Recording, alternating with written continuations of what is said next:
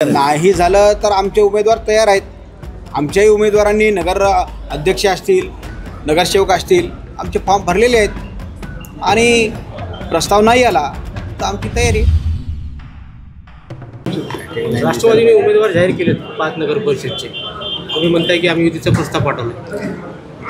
आमचं दोन्ही मित्र पक्षाशी बोलणं चालू आहे आणि दोघांकडे आम्ही प्रस्ताव आमचा पाठवलेला आहे आणि आम्हाला विश्वास आहे की सकारात्मक ते विचार करतील आणि जिल्ह्यामध्ये महायुती म्हणून ही निवडणूक व्हावी अशी शिवसेनेची प्रामाणिक या ठिकाणी इच्छा आहे।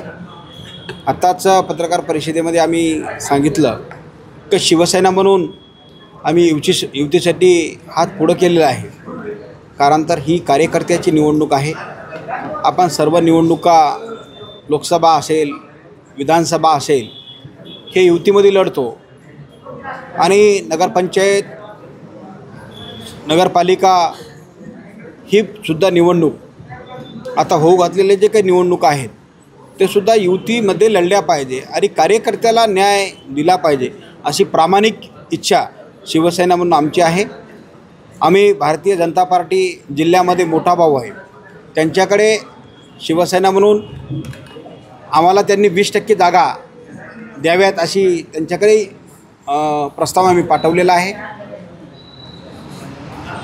राष्ट्रवादीकडे सुद्धा आम्ही प्रस्ताव पाठवलेला आहे आणि आम्हाला विश्वास आहे की त्यांच्याकडून सकारात्मक विचार होईल आणि जिल्ह्यामध्ये युती होईल अशी अपेक्षा। एकंदरीत हे चित्र कधीपर्यंत क्लिअर होईल?